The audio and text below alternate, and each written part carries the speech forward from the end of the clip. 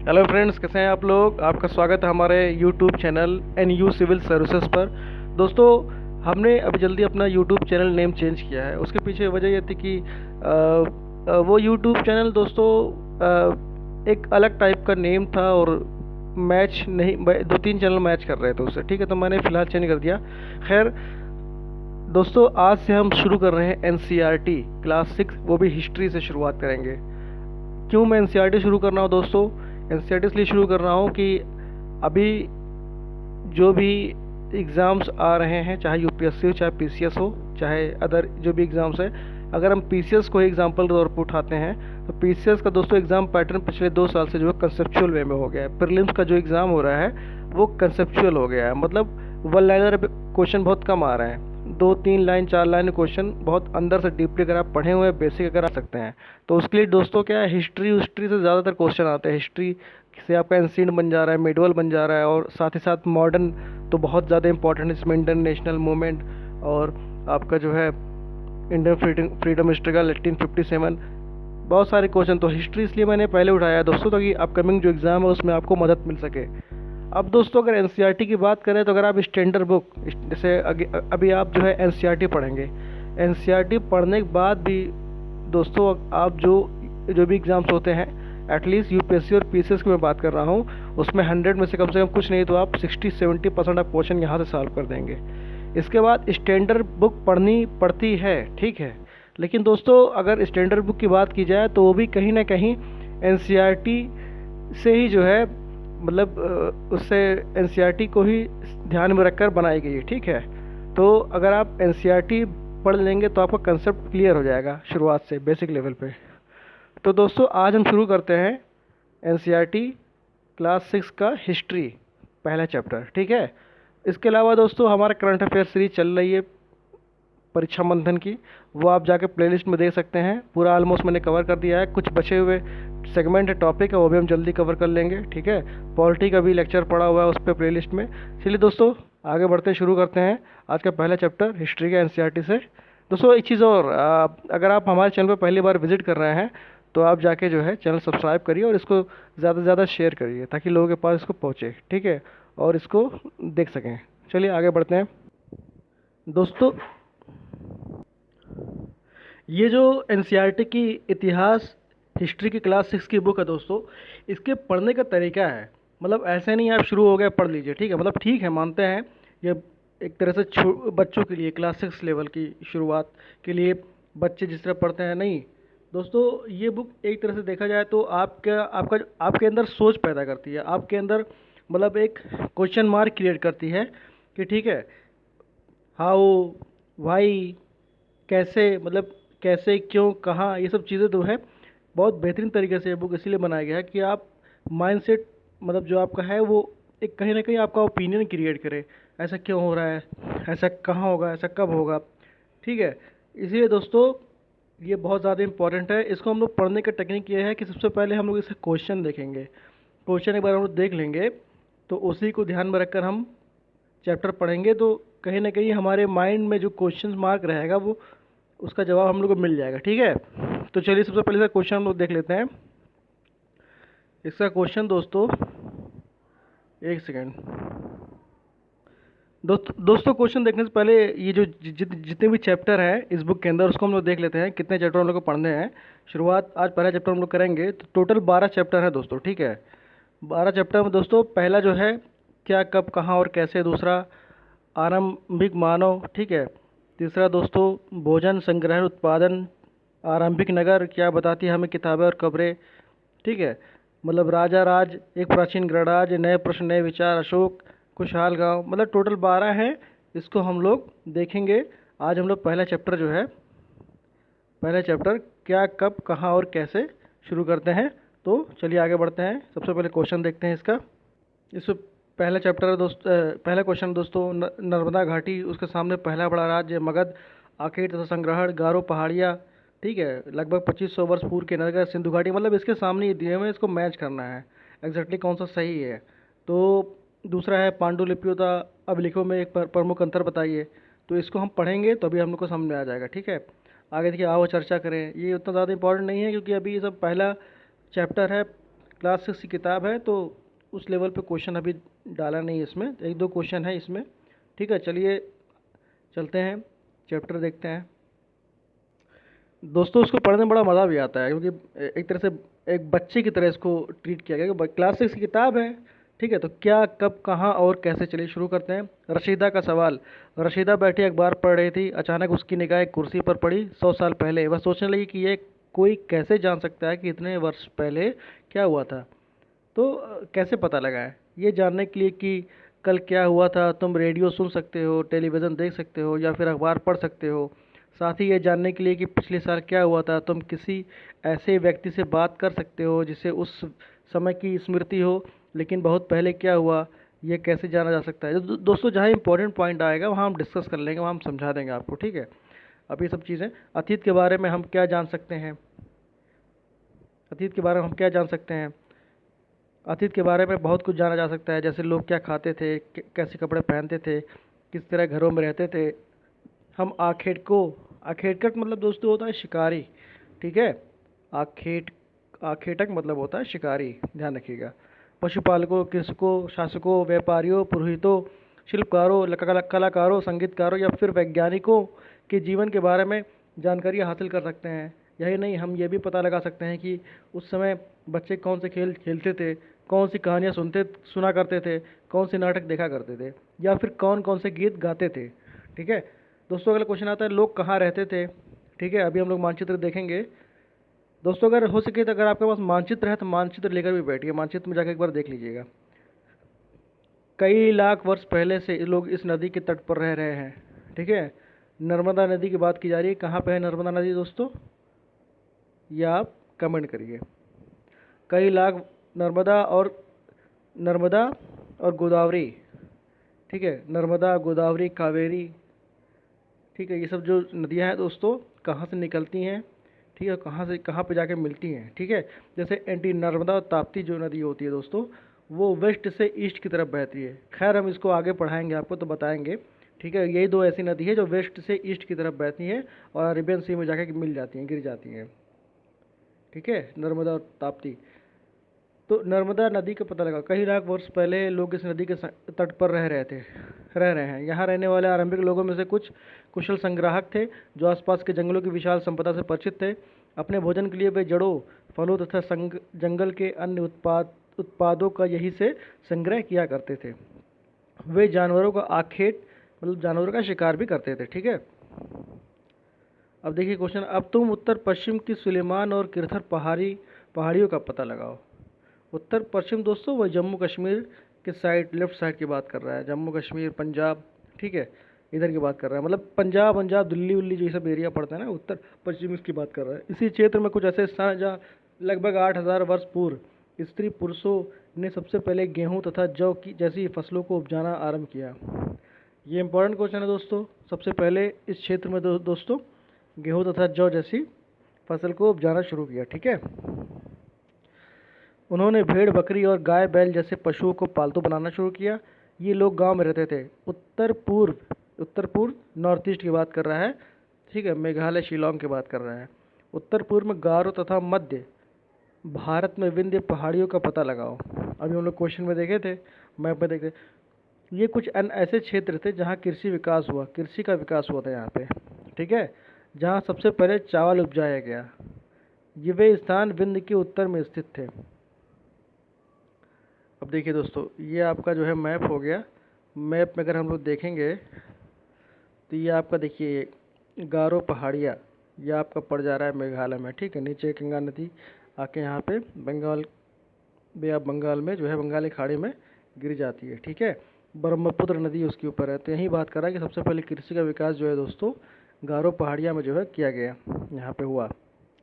देखिए महानदी हो गई बंगाल खाड़ी, यहाँ पे देखिए ये आपका नर्मदा नदी हो गई। ठीक है जो हम लोग क्वेश्चन में देखे थे। अभी आगे बढ़ते हैं।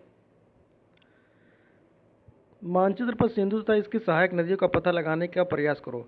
दोस्तों सिंधु नदी जो है वो आपका मानसरोवर से निकलती है। ठीक है, वो मानसरोवर वहाँ से जो है एक लेक है, वहाँ से निकलती है। ठीक है, और ये आपका जो है 5 इसकी जो सहायक नदी है, मतलब सिंधु को लेके। ठीक है, चेनाब, रावी, झेलम, चेनाब, झेलम, रावी, ब्यास, ठीक है, और सतलज। ये इसकी जो है सहायक नदी है। और पाकिस्तान में दोस्तों 4 नदी जाती है। एक नदी जो है व्यास, वो भारत में ही मतलब रहती, वहीं निकलती है, वहीं मतलब जो है वहीं बह जाती है, वहीं वहीं मतलब वो पाकिस्तान की तरफ नहीं जाती है।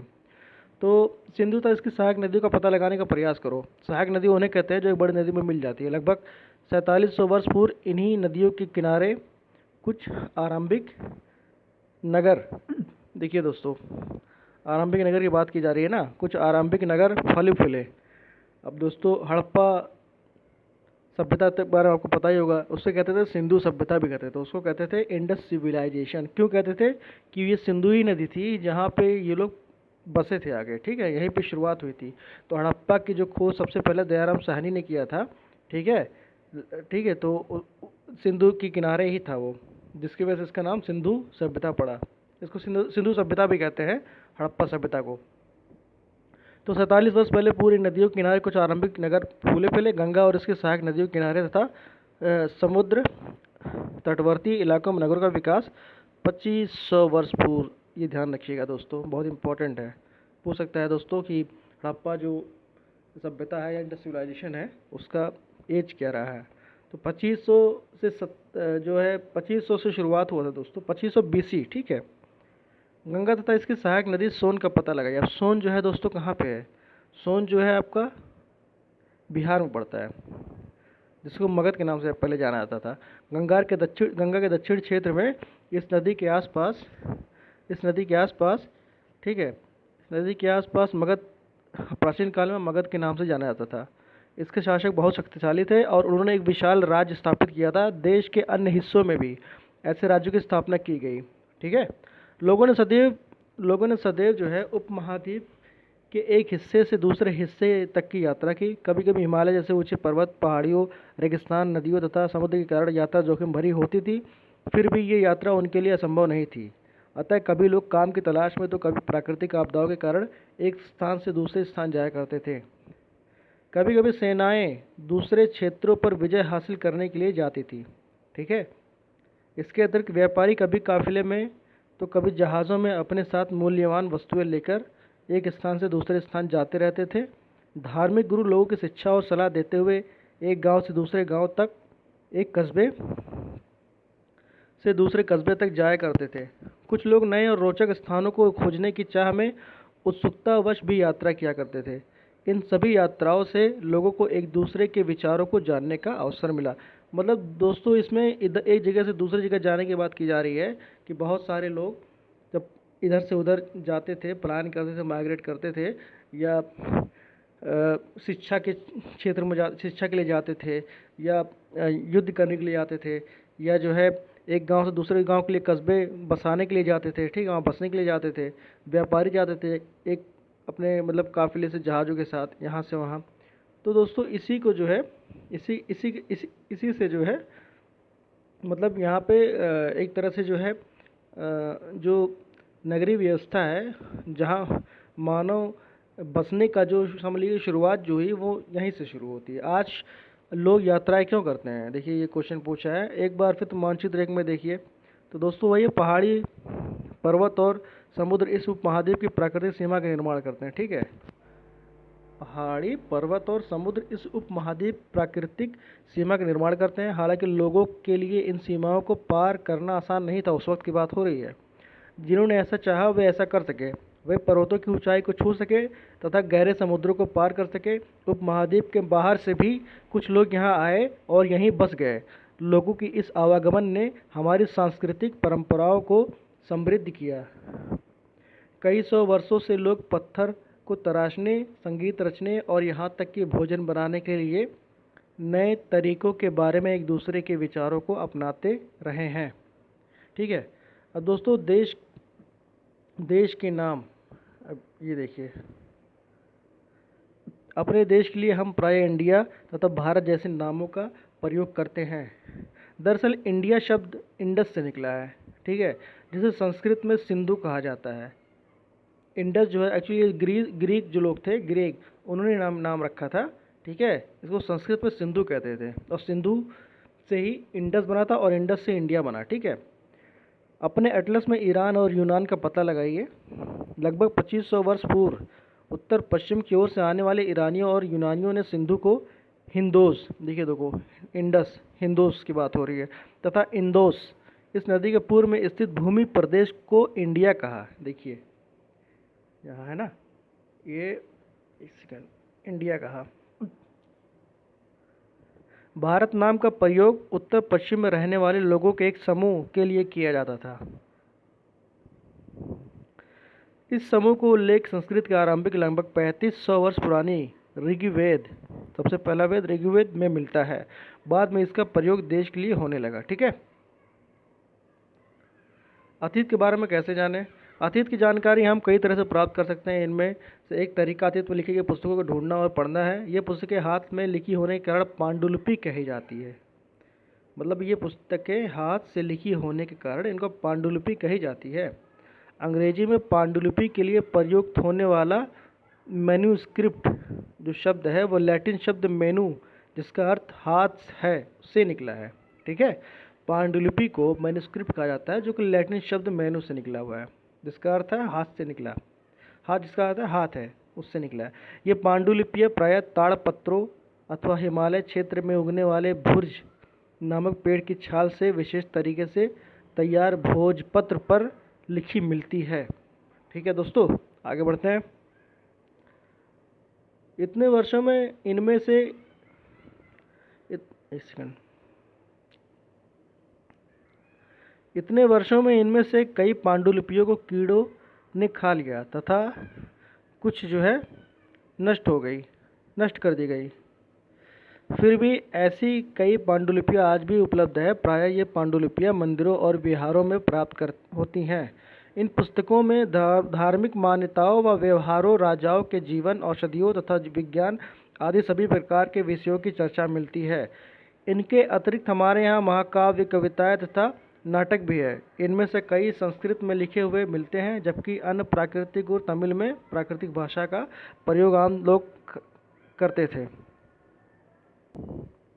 इन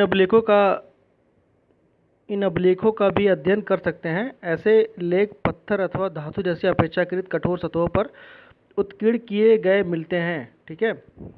कभी कभी शासक अथवा अन्य लोग अपने आदेशों को इस तरह उत्कीर्ण करवाते थे ताकि लोग उन्हें देख सकें, पढ़ सकें, उनका पालन कर सकें। कुछ अन्य प्रकार के अभिलेखों भी मिलते हैं जिनमें राजाओं तथा रानियों सहित अन्य स्त्री पुरुषों ने भी अपने कार्यों के विवरण उत्कीर्ण करवाए हैं। उदाहरण के लिए प्रायः शासक लड़ाइयों में अर्जित विषयों का लेखा जोखा रखा करते थे। और देखिए एक क्वेश्चन इससे पूछा गया है आपस में, क्या तुम बता सकती हो कठोर सतह पर लेख लिखवाने के लिए क्या लाभ थे? ऐसे करवाने में क्या क्या कठिनाइयाँ आती थी? इसके अतिरिक्त देखिए ये क्वेश्चन पूछा गया है। इसके अतिरिक्त अन्य कई वस्तुएं अतीत में बनी और प्रयोग में लाई जाती थी। ऐसी वस्तुओं का अध्ययन करने वाला व्यक्ति पुरातत्वविद कहलाता है। पुरातत्वविद पत्थर और ईंट से बनी इमारतों के अवशेष, चित्रों तथा मूर्तियों का अध्ययन करते हैं। वे औजारों, हथियारों, बर्तनों, आभूषणों ठीक है, तथा सिक्कों की प्राप्ति के लिए छानबीन तथा खुदाई भी करते हैं। ठीक है। इनमें से कुछ वस्तुएं पत्थर, पकी मिट्टी तथा कुछ धातु की बनी हो सकती है। ऐसे तत्व कठोर तथा जल्दी नष्ट न होने वाले होते हैं। देखिए दोस्तों, इसमें एक दिखाया गया एक प्राचीन नगर में प्राप्त पात्र है ये, जिसका 47 मतलब जिसका इसकी यूज़ जो 4700 वर्ष पूर्व होता था। ठीक है। ये इसकी बात ये जो है 4700 वर्ष पूर्व होता था। इस तरह बगल में सिक्का है दोस्तों। ठीक है। सिक्कों का प्रयोग 2500 वर्ष पूर्व होता था। हमारे द्वारा आज प्रयोग में आने वाले सिक्कों में ये कैसे भिन्न है, आप सोच सकते हैं। पुरातत्वविद जानवरों, चिड़ियों तथा मछलियों की हड्डियां भी ढूंढते हैं। उससे ये जानने में भी मदद मिलती है कि अतीत में लोग क्या खाते थे। वनस्पतियों के अवशेष बहुत मुश्किल से बच पाते हैं।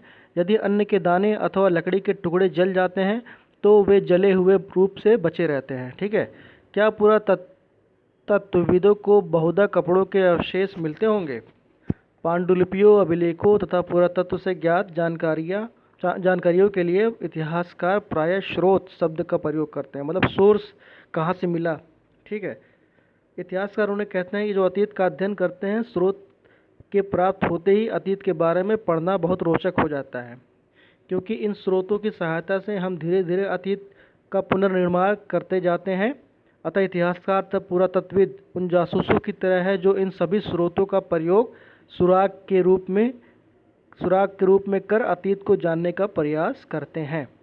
ठीक है, अतीत एक या अनेक। क्या तुमने इस पुस्तक के शीर्षक हमारे अतीत पर ध्यान दिया है? यहाँ अतीत शब्द का प्रयोग बहुवचन के रूप में किया गया। ऐसा इस तथ्य की ओर ध्यान दिलाने के लिए किया गया कि अलग अलग समूह के लोगों के लिए इस अतीत के अलग अलग मायने थे। उदाहरण के लिए पशुपालकों अथवा कृषकों का जीवन राजाओं तथा रानियों के जीवन से तथा व्यापारियों के जीवन शिल्पकारों के जीवन से बहुत भिन्न था। जैसा कि हम आज भी देखते हैं, उस समय भी देश के अलग अलग हिस्सों में लोग अलग अलग व्यवहारों और रीति रिवाजों का पालन करते थे। उदाहरण के लिए आज अंडमान द्वीप के अधिकांश लोग अपना भोजन मछलियाँ पकड़कर, शिकार करके तथा फल फूल के संग्रह द्वारा प्राप्त करते हैं। इसके विपरीत शहरों में रहने वाले लोग खाद्य आपूर्ति के लिए अन्य व्यक्तियों पर निर्भर करते हैं। इस तरह के भेद अतीत में भी विद्यमान थे।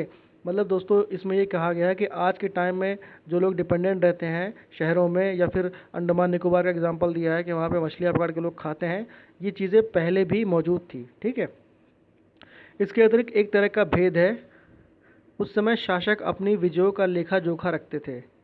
मतलब जो जीतते थे युद्ध में, उसका उन लोग अपना जो है मेंटेन करते थे।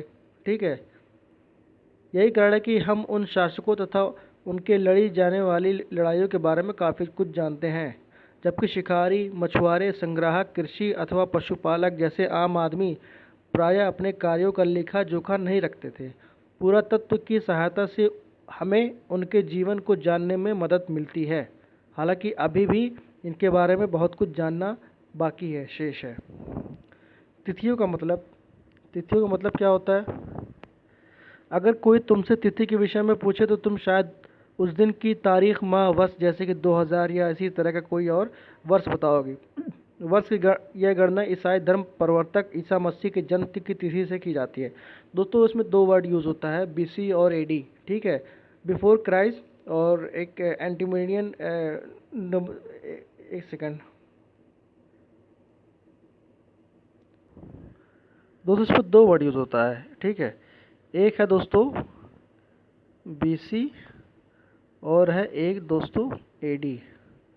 BC दोस्तों है बिफोर क्राइस्ट कहते हैं। ठीक है, बिफोर क्राइस्ट। और AD है दोस्तों, इसको कहते हैं एन्नो डोमिनी। ठीक है, एन्नो डोमिनी इसको कहते हैं। BC दरअसल होता क्या है कि BC मतलब ईसा मसीह के जन्म से, ठीक है, पहले की बात अगर हम करते हैं तो उसको BC कहते हैं, बिफोर क्राइस्ट। और ईसा मसीह के जन्म की बात करते हैं उसको AD कहते हैं। ठीक है, देखिए अब आगे बढ़ते हैं इसमें। जैसे इसमें बोला गया है कि वर्ष की ये गणना ईसाई धर्म प्रवर्तक ईसा मसीह के जन्म की तिथि से की जाती है। तो 2000 पहले का तात्पर्य ईसा मसीह के जन्म के 2000 वर्ष के बाद से है। ठीक है, ईसा मसीह के जन्म के पूर्व की सभी तिथियां ईसा पूर्व, देखिए इसको ईसा पूर्व इंग्लिश में BC के पहले के रूप में जानी जाती है। इस पुस्तक में हम 2000 को अपना आरंभिक बिंदु मानते हुए, ठीक है, जैसे 2020 है, इसको आरंभिक बिंदु मानते हुए अगर पुरानी तिथियों के बारे में बात करेंगे दोस्तों, तो उसको जो है हम लोग, जैसे अभी तो फिलहाल ईसा के बाद की चल रही है ना, ईसा के जन्म से पहले उसको हम लोग ईसा पूर्व कहेंगे। जैसे अगर हम बात की जाए दोस्तों हड़प्पा की बात की जाए, ठीक है, हड़प्पा जो है तो 2500 ईसा पूर्व, मतलब ईसा मसीह के जन्म से पहले की बात हो रही है। और अगर गुप्ता काल की बात की जाए, मतलब मगध एम्पायर था ना वहाँ पे, मौर्य एम्पायर, ठीक है, मौर्य के बाद फिर आया था आपका गुप्ता एम्पायर, मतलब उसके बाद बीच में लोकल और फॉरनर भी कुछ आए थे, फिर गुप्ता एम्पायर फिर AD हो गया था वो, मतलब ईसा मसीह के जन्म के बाद तो AD हो गया था। ठीक है, तो उसको AD कहा जाता है। इतिहास और तिथियाँ अंग्रेजी में देखिए इसमें दिया हुआ, अंग्रेजी में BC, हिंदी में ईसा पूर्व का तात्पर्य बिफोर क्राइस्ट होता है। देखिए यहाँ पे दिया हुआ दोस्तों, ये मैं अपने तरीके से बताया था। यहाँ BC में जो है तात्पर्य बिफोर क्राइस्ट होता है। ठीक है, एडी का मतलब होता है एनो डोमिनी नामक दो लैटिन शब्दों से ये बना है, ठीक है। एडी की जगह सी या बीसी की जगह बीसी का भी प्रयोग होता है। बस इतना ध्यान रखिए, ये इतना ही इम्पोर्टेंट है इसमें। अब देखिए दोस्तों, इसमें अनियंत्र की बात की जा रही है कि अभी इसमें ये है कि जैसे हम लोग पहले पढ़ चुके हैं, तो अभिलेख कठोर सतहों पर उत्कीर्ण करवाए जाते थे। मतलब इसके ऊपर मेंशन होता था, इसमें डिज़ाइन करते थे, वो लिखते थे। इनमें कई अभिलेख जो होते थे कई सौ वर्ष पूर्व लिखे गए थे। सभी अभिलेखों में लिपियों और भाषाओं का प्रयोग हुआ है। समय के साथ साथ अभिलेखों में प्रयुक्त भाषाओं तथा लिपियों में बहुत बदलाव आ चुका है। विद्वान ये कैसे जान पाते हैं कि क्या लिखा था? इसका पता अज्ञात लिपि का अर्थ निकालने की एक प्रक्रिया द्वारा किया जा सकता है। इस प्रकार के अज्ञात लिपि को जानने की एक प्रसिद्ध कहानी उत्तरी अफ्रीकी देश मिस्र से मिलती है, ठीक है, जो अफ्रीका में पड़ता है दोस्तों, इजिप्ट। उसकी राजधानी है काहिरा। लगभग 5000 वर्ष पूर्व यहाँ राजा रानी रहते थे। मिस्र के उत्तरी तट पर रोसेट्टा नाम का एक कस्बा है। यहाँ से एक ऐसा उत्कीर्णित पत्थर मिला है जिस पर एक ही लेख 3 भिन्न भिन्न भाषाओं तथा लिपियों यूनानी मिस्री लिपि के 2 प्रकारों यूनानी तथा मिस्री लिपि के 2 प्रकारों में है। कुछ विद्वान जो है यूनानी भाषा में पढ़ सकते हैं। उन्होंने बताया कि यहाँ राजाओं तथा रानियों के नाम एक छोटे से फ्रेम में दिखाए गए हैं। इसे जो है दोस्तों कारतूस कहा जाता है, ठीक है, इसे दोस्तों कारतूस कहा जाता है। इसके बाद विद्वानों ने यूनानी तथा मिस्री संकेतों को अगल बगल रखते हुए मिस्री अक्षरों की समानार्थक ध्वनियों की पहचान की। जैसा कि हम देख सकते हैं, यहाँ एल अक्षर के लिए शेर तथा ए अक्षर के लिए चिड़िया के चित्र बने हुए ऊपर है। ए अक्षर के लिए ये देखिए, एल अक्षर के लिए शेर, यहाँ पे देखिए ना, ये देखिए एल अक्षर के लिए शेर और ए अक्षर के लिए जो है चिड़िया, ठीक है, ये मेंशन कर रहा है, इनको सिंबल है। आप देख सकते हैं कि यहाँ एल अक्षर के लिए शेर, ठीक है, और ए अक्षर के लिए चिड़िया के चित्र बने। एक बार जब उन्होंने ये जान लिया कि विभिन्न अक्षरों किनके लिए प्रयुक्त हुए हैं, तो ये आसानी से अभिलेखों को भी पढ़ सकते हैं, ठीक है दोस्तों। तो दोस्तों ये रहा आज का पहला चैप्टर। उम्मीद है कि आपको पसंद आया होगा और कुछ नॉलेज हुआ होगा। वैसे बहुत बड़ी चीज़ नहीं है, क्लास 6 का एनसीईआरटी है, लेकिन शुरुआत दोस्तों ऐसे ही करनी पड़ती है, ठीक है। जो लोग नए हैं, जो लोग तैयारी करने के लिए अभी शुरू कर रहे हैं, उनके लिए दोस्तों यही है कि एनसीईआरटी से शुरू करें। और यकीन मानिए, अगर एनसीईआरटी आप पढ़ लेते हैं एक बार, तो आगे का जो स्टैंडर्ड बुक है वो समझ लीजिए बस आपको मतलब उसमें कोई दिक्कत ही नहीं होगी, ठीक है।